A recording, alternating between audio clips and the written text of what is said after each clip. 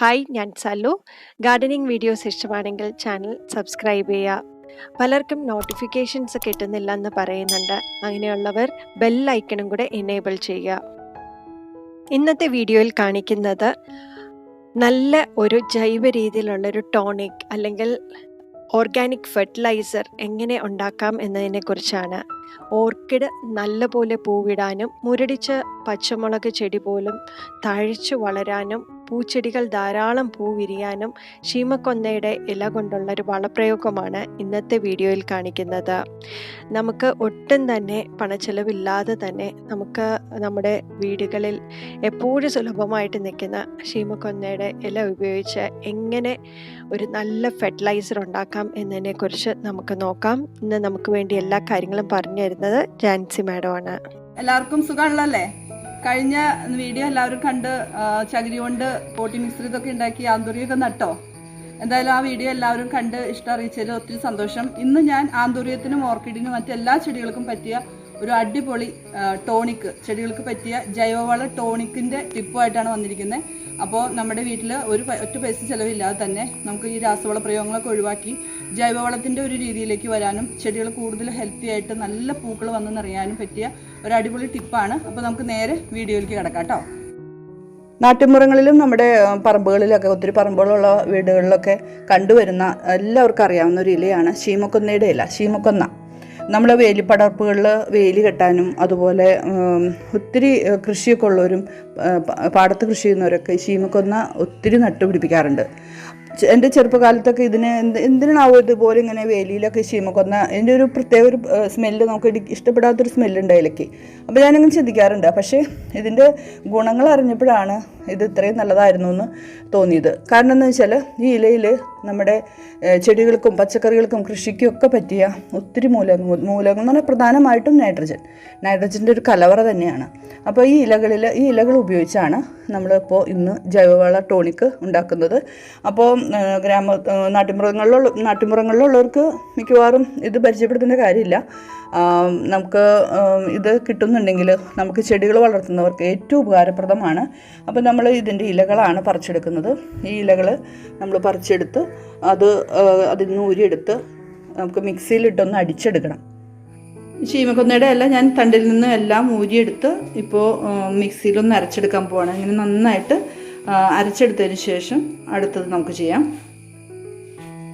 നമുക്ക് വേണ്ടതേ ഇത് കണ്ടോ, ചാണകമാണ്. പച്ച ചാണകമാകാം അല്ലെങ്കിൽ ചാണകപ്പൊടി ആകാം. ഞാനിവിടെ പച്ച ചാണകമാണ് എടുത്തിരിക്കുന്നത്. എനിക്ക് കിട്ടാനുണ്ടായിരുന്നു. അപ്പോൾ അതുകൊണ്ട് പച്ച ചാണകമാണ് എടുത്തിരിക്കുന്നത്. അല്ലെങ്കിൽ നിങ്ങളുടെ കയ്യിൽ വെർമി കമ്പോസ്റ്റ് ഉണ്ടെങ്കിൽ അതെടുക്കാം, അല്ലെങ്കിൽ ഉണക്ക ചാണകപ്പൊടി ഉണ്ടെങ്കിൽ അതെടുക്കാം. ഈ ചാണകം ചേർത്തിട്ടാണ് നമ്മൾ ഇപ്പോൾ ഈ ഷീമക്കൊന്നയുടെ ഇല അരച്ചതുമായിട്ട് നമ്മൾ ടോണിക്ക് ഉണ്ടാക്കാനായിട്ട് നോക്കുന്നത്, അല്ലെങ്കിൽ വളം ഉണ്ടാക്കാൻ നോക്കുന്നത്. അപ്പോൾ ഇതിൻ്റെ ക്വാണ്ടിറ്റി ഞാനിപ്പോൾ 1 കിലോ അടുത്തുണ്ട്. ഈ ചാണകത്തിൻ്റെ അളവ് നിങ്ങൾക്കൊരു അളവ് കിട്ടാൻ വേണ്ടിയിട്ടാണ് കേട്ടോ. ഇല നമുക്ക് എത്ര വേണമെങ്കിലും ഉപയോഗിക്കാം. ഞാനിപ്പോൾ മിക്സിയുടെ ജാറിൽ ഒരു 3 പ്രാവശ്യം ഇട്ട് അരച്ചെടുത്ത ഇലയാണ്. അപ്പോൾ നമുക്ക് ഇലയുടെ ക്വാണ്ടിറ്റിയും ചാണകത്തിൻ്റെ ക്വാണ്ടിറ്റിയും കുറച്ച് കൂടിയാലും കുറഞ്ഞാലും ഒരു കുഴപ്പമില്ല. ഞാനിതിൻ്റെ പ്രോസസ്സ് മാത്രം നിങ്ങൾക്ക് ഒന്ന് അറിയാൻ വേണ്ടിയിട്ട് പറഞ്ഞു തരുന്നുള്ളൂ കേട്ടോ. അപ്പോൾ ഈ ചാണകത്തിലേക്ക് നമ്മൾ നന്നായിട്ട് വെള്ളം ചേർത്ത് ഒന്ന് കലക്കി വെക്കുക. ഞാനിപ്പോൾ പച്ച ചാണകേ നമ്മൾ വെള്ളത്തിൽ കലക്കിയത് വെച്ചിരിക്കുന്നുണ്ട്. 1/2 ബക്കറ്റ് തികച്ചില്ല കേട്ടോ. അതൊന്ന് നമ്മൾക്കൊന്ന് ഇളക്കുമ്പോൾ നന്നായിട്ട് അലിഞ്ഞൊന്ന് തോന്നുന്ന വരെ വെള്ളം ചേർക്കുക. വെള്ളം കുറച്ച് കൂടിയാലും കുറഞ്ഞാലും ഇതൊക്കെ നമ്മൾ പിന്നീട് ഇതിനകത്ത് ധാരാളം വെള്ളം ചേർത്ത് നമ്മൾ ചെയ്യുന്നതല്ലേ. അപ്പോൾ അതുകൊണ്ട് ഈ ചാണകം കലക്കിയിലേക്ക് അല്ലെങ്കിൽ ഈ വെർമി കമ്പോസ്റ്റൊക്കെ നമ്മൾ ഇതുപോലെ ഒന്ന് കലക്കിയിട്ട് വെള്ളത്തിൽ കലക്കിയിട്ട് നമ്മൾ അരച്ച് വെച്ച ഷീമക്കൊന്നയുടെ ജ്യൂസ്, അത് ഷീമക്കൊന്നയുടെ ഇല നമുക്ക് ഒന്ന് അതിൻ്റെ പ്രവർത്തനം നന്നായിട്ട് നടക്കാൻ വേണ്ടിയിട്ടാണ് നമ്മൾ ഇതുപോലെയുള്ള ചാണകത്തിൻ്റെയും മറ്റു കാര്യങ്ങളുടെയൊക്കെ ഇതിലേക്ക് ആഡ് ചെയ്യുന്നത് കേട്ടോ. ഇത് തന്നെ പുളിപ്പിക്കുന്നത് കൊണ്ട് നമുക്ക് ആക്ഷൻ അല്ലെങ്കിൽ പ്രവർത്തനം നന്നായിട്ട് വരില്ല. അപ്പോൾ അതുകൊണ്ടാണ് ഒരു വളത്തിൻ്റെ ഒരു ഇത് വേണമല്ലോ, ഒരു സ്പ്രേ ചെയ്യുമ്പോൾ നമുക്ക് അതിനകത്തേക്ക് എല്ലാ കാര്യങ്ങളും മൂലകങ്ങളും ഉണ്ടാകണമല്ലോ. അപ്പോൾ അതുകൊണ്ടാണ് നമ്മൾ ഇങ്ങനെ ഒരു പ്രക്രിയ ചെയ്യുന്നത്. ഈ നൈട്രജൻ ചാണകവും അതുപോലെ ഈ ഇലയും ഈ ഷീമക്കൊന്നയുടെ ഇലയും നൈട്രജൻ്റെ കലവറ തന്നെയാണ്. പക്ഷേ ചാണകം നമുക്ക് കുറച്ചൊക്കെ കിട്ടാനായിട്ട് പൈസ കൊടുത്ത് വാങ്ങുന്നവരൊക്കെ ആയിരിക്കും. അപ്പോൾ ഇല നമ്മുടെ നാട്ടിൻപുറങ്ങളിൽ ഉണ്ടെങ്കിൽ അവർക്ക് വളരെ ഉപകാരപ്രദമാവും കേട്ടോ ഇതേപോലെ ചെയ്യുകയാണെങ്കിൽ. അപ്പോൾ നമുക്കിത് കുറേ നാളത്തേക്ക് ഉപയോഗിക്കാൻ പറ്റും. അതാണ് ഇതിൻ്റെ ഗുണം.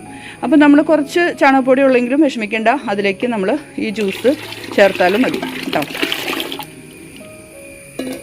എന്നിട്ട് നന്നായിട്ട് ഇളക്കി ശരിക്കും യോജിപ്പിച്ചതിന് ശേഷം നമ്മളൊരു 4-5 ദിവസം, ഒരു 4 ദിവസമെങ്കിലും നമ്മളിത് അടച്ചു വെക്കുകയാണ്. ഓരോ ദിവസവും നന്നായിട്ട് അടച്ചു വെക്കണം കേട്ടോ. കൊതുകോ അല്ലെങ്കിൽ മറ്റു മണങ്ങളോ പുറത്തേക്കൊന്നും വരാതിരിക്കാനായിട്ട് നമ്മൾ ശരിക്കും അടച്ചു വെക്കുക. ഓരോ ദിവസവും നമ്മൾ ഒന്ന് ഇളക്കും. ഓരോ ദിവസമേ നമ്മൾ തുറന്ന് ഒരിക്കലെങ്കിലും ഒന്ന് ഇളക്കി വെക്കണം കേട്ടോ. നന്നായിട്ട് ഇളക്കി വെക്കണം. ആ മുകളിലേക്ക് വരുന്ന ആ പാട പോലെ കണ്ടതെല്ലാം നമ്മൾ ഒന്നും കൂടി ഇളക്കി യോജിപ്പിച്ചെടുക്കുക. നമ്മൾ 4 ദിവസം അല്ലെങ്കിൽ 5 ദിവസം കഴിയുമ്പോൾ ഇത് എടുത്തു കഴിഞ്ഞാൽ പിന്നെ ഇതിൻ്റെ മുകളിൽ ഇങ്ങനെ ഒരു പാട ഉണ്ടാവില്ല. നന്നായിട്ട് യോജിച്ച് നല്ലൊരു സിറപ്പായിട്ട് നമുക്ക് ഇത് കിട്ടും കേട്ടോ. അപ്പോൾ എന്നിട്ട് മൂടി വയ്ക്കുക. എല്ലാ ദിവസവും ഒന്ന് ഇളക്കി വയ്ക്കുക. ഇപ്പോൾ 4 ദിവസം കഴിഞ്ഞതിന് ശേഷം ഞാൻ ബക്കറ്റിൽ നിന്ന് അരിച്ച് ചെടികൾക്ക് സ്പ്രേ ചെയ്യാനായിട്ട് നോക്കുകയാണ്. 3 കപ്പ് ഈ കടുത്ത ഈ കോൺസെൻട്രേറ്റ്, അതായത് നമ്മൾ നേരിട്ട് കലക്കി വെച്ചിരിക്കുന്ന ലൈനി 1/2 ബക്കറ്റ് വെള്ളത്തിൽ അരിച്ചൊഴിച്ചിട്ടാണ് ഞാനിപ്പോൾ സ്പ്രെയർ ഉപയോഗിച്ച് ചെടികൾക്ക് സ്പ്രേ ചെയ്യാൻ പോകുന്നത്. നമ്മൾ ഓർക്കിഡിനും ആന്തൂറിയത്തിനൊക്കെ സ്പ്രെയർ ഉപയോഗിക്കുമ്പോഴാണ് ഇതൊന്ന് അരിച്ചെടുക്കേണ്ട കാര്യമുള്ളൂ. അല്ലെങ്കിൽ നമ്മൾ നന്നായിട്ട് വെള്ളം ഡൈലൂട്ട് ചെയ്തിട്ട് കുപ്പികളിലോ മഗ്ഗിലോ എടുത്തിട്ട് നമുക്ക് ചെടികളുടെ ചുവട്ടിലേക്ക് നേരിട്ട് ഒഴിച്ചു കൊടുക്കാം. ഒരു കാര്യമൂടെ നിങ്ങളുടെ ശ്രദ്ധയിലേക്ക് പറയുകയാണ്. നമ്മളിപ്പോൾ ഒരു പ്രാവശ്യം ഞാൻ പറഞ്ഞല്ലോ, ഒരു പ്രാവശ്യമാണ് നമുക്ക് കുറച്ച് ചാണകത്തിൻ്റെയോ അല്ലെങ്കിൽ അങ്ങനത്തെ കാര്യങ്ങൾ ആവശ്യമുള്ളൂ.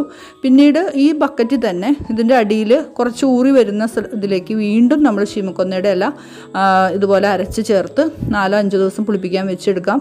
അത് തന്നെ നമ്മൾ എടുത്തതിന് ശേഷം അതിൽ വീണ്ടും ഇതുപോലെ അരച്ച് വെച്ച് നമുക്ക് ഒത്തിരി നാൾ നമുക്ക് ഇത് ഈ ഒരു ജൈവവളം നമ്മുടെ വീട്ടിലുണ്ടാകും. അപ്പോൾ ധൈര്യമായിട്ട് നിങ്ങൾ ചെയ്തോ, ചെടികൾക്ക് നന്നായിട്ട് ഗുണം ചെയ്യുന്നതാണ് കേട്ടോ.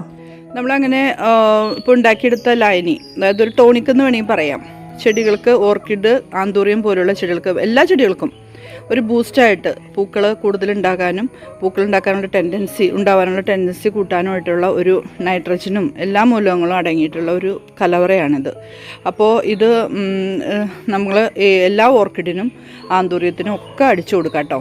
അപ്പോൾ ഞാനിതൊക്കെ പൂവിടാനായിട്ട് മടിച്ചെന്നൊരു കുഞ്ഞു തൈ ഓൺലൈനിൽ വാങ്ങിച്ചതാണ്. കുഞ്ഞു തൈ എന്ന് പറഞ്ഞാൽ കുഞ്ഞു തൈയായിരുന്നു.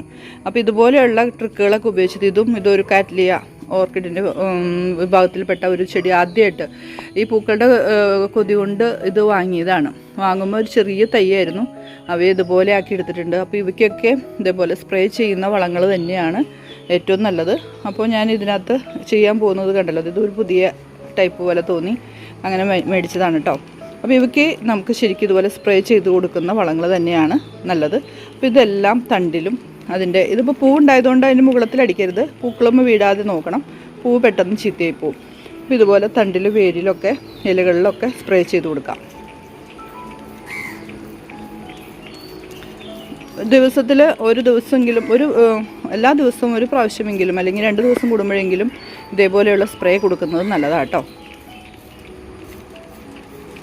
പിന്നെ ഇതൊന്നും മഴയത്ത് ഇട്ട് കഴിഞ്ഞാൽ ഈ ചെടികളുടെ ലൈഫ് പെട്ടെന്ന് കുറയും, പൂക്കളും കുറയും, അതും അറിയാമല്ലോ. അപ്പം ഇങ്ങനെ അടിച്ചു കൊടുക്കുക വേരിൽ. എനിക്ക് അധികം ഓർക്കിഡുകളൊന്നുമില്ല ഉള്ളത്. എന്തായാലും ഇതുപോലെ ഇതൊക്കെ പൂവുണ്ടായി കഴിഞ്ഞു. ഇനി അടുത്ത പൂവിന് വേണ്ടി വെയിറ്റ് ചെയ്യാണ്. ഇതുപോലെ അടിച്ചു കൊടുക്കാം. ഇലകളിലും തണ്ടിലും പൂവുണ്ടാവാത്ത ചെടികളുടെ കൂമ്പിലും വേണം കേട്ടോ ഇത് അടിച്ചു കൊടുക്കാനായിട്ട്. ഈ ടോണിക്ക് എത്ര ദിവസം വരെ വേണമെങ്കിലും നമുക്ക് ഇതുപോലെ വെള്ളത്തിൽ ഡൈലൂട്ട് ചെയ്തിട്ട് എടുത്ത് വെക്കാം കേട്ടോ. ഞാൻ ഇതുപോലെ അരിച്ച് നമ്മൾ പാത്രങ്ങളിലാക്കി മാറ്റി വെച്ചിരിക്കുന്നതാണ് ചെടികൾക്ക് സ്പ്രേ ചെയ്യാനായിട്ട്. അപ്പോൾ ഇത് എത്ര നാൾ വരെ വേണമെങ്കിലും നമുക്ക് ഉപയോഗിക്കാം കേട്ടോ. അതിനൊരു കുഴപ്പമില്ല. ഇരിക്കുന്തോറും ഇതിൻ്റെ ഗുണം കൂടെ ഉള്ളൂ. പക്ഷേ കുറേ സമയം നാൾ കഴിയുമ്പോൾ എടുക്കുമ്പോൾ കുറേ കൂടി വെള്ളം ചേർക്കണമെന്ന് മാത്രമേ ഉള്ളൂ കേട്ടോ. അതുപോലെ നമ്മളെ ചട്ടികളിലും വലിയ ചട്ടികളിലൊക്കെ വളർത്തുന്ന ഫ്രൂട്ട്സിൻ്റെ തൈ കാണും, അതുപോലെ ചെടികളൊക്കെ കാണൂലേ, ഫ്രൂട്ട്സൊക്കെ ഉണ്ടാവും, പീനട്ടൊക്കെയാണിത്. അപ്പോൾ ഇതുപോലെയുള്ള ചെടികളുടെ ചുവട്ടിൽ നമുക്ക് ഈ ശീമക്കൊന്നയുടെ ഇല കണ്ടോ, ഇത് ശീമക്കൊന്നയുടെ ഇല ഞാൻ ഇലകളെല്ലാം വാടി കഴിഞ്ഞതിന് ശേഷമാണ് ഇടുന്നത്. നേരെ പച്ചയല്ല ഇടുന്നത് കേട്ടോ. ഒന്ന് ഇലകളൊക്കെ ഊർത്തിയിട്ടിട്ട് നമ്മളൊന്ന് വാടി കഴിയുമ്പോൾ ഇതിൻ്റെ ചുവട്ടിൽ ഇട്ട് കൊടുക്കുന്നത് നല്ലതാണ് കേട്ടോ. ഭയങ്കര നല്ല ഗുണം ചെയ്യും. അപ്പോൾ ഈ ചാണകമൊക്കെ കിട്ടാൻ ബുദ്ധിമുട്ടുള്ളവർ അല്ലെങ്കിൽ പുറത്തുനിന്ന് വളമൊക്കെ വാങ്ങിച്ച് പൈസ കളയണ്ട എന്ന് വിചാരിക്കുന്നവർക്കും ഇതുപോലെ പരീക്ഷിക്കാം. ഒത്തിരി ഗുണം ചെയ്യും. ഇതൊരു മൾബറിയാണ്.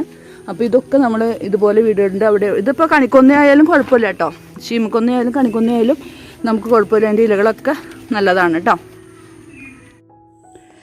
ഇതുപോലെ മനോഹരമായിട്ട് നമുക്ക് ഓർക്കിഡിലും അതുപോലെ ആന്തൂറിയം പോലുള്ള മറ്റെല്ലാ ചെടികളിലും, ഒരു ചെടി എന്നല്ല, ഈ വളം ഏത് ചെടികൾക്കും നമുക്ക് ഉപയോഗിക്കാം, പച്ചക്കറികൾക്ക് ഉപയോഗിക്കാം, പച്ചക്കറികൾക്കൊക്കെ ബെസ്റ്റാണ്. അപ്പോൾ നമുക്ക് വലിയ മുതൽ മുടക്കില്ലാതെ ഈ ഇല ഒന്ന് നമുക്ക് സംഘടിപ്പിച്ചാൽ മതി. അപ്പോൾ ഇത് കിട്ടുകയാണെങ്കിൽ നിങ്ങളെല്ലാവരും പരീക്ഷിച്ച് നോക്കണം. വളരെ ഉപകാരപ്രദമായ ഒരു ടിപ്പാണ്. പലർക്കും ഇതറിയാം, എങ്കിലും ഞാനിത് സ്റ്റെപ്പായിട്ട് കാണിച്ചു തന്നത് പലർക്കും പിന്നെയും സംശയം വരും, ഇത് എങ്ങനെയാണ് ചേർക്കേണ്ടത്, എങ്ങനെയാണ്, നേരിട്ടാണോ, അതിൻ്റെ വെള്ളമാണോ, സ്പ്രേ ആണോ. അപ്പോൾ ആ ഒരു സംശയമൊക്കെ തീരാൻ വേണ്ടിയിട്ടാണ് ഞാൻ ഇതേപോലെ നിങ്ങൾക്ക് വ്യക്തമായിട്ട് പറഞ്ഞു തന്നത് കേട്ടോ. അപ്പോൾ വീഡിയോ ഇഷ്ടപ്പെട്ടാൽ ലൈക്ക് ചെയ്യുക, അതിൻ്റെ കമൻറ്റ് എന്തെങ്കിലും സംശയങ്ങളുണ്ടെങ്കിൽ കമൻറ്റ് ബോക്സിലിടുക. ഇനി നമുക്ക് അടുത്ത വീഡിയോയിൽ കാണാം കേട്ടോ.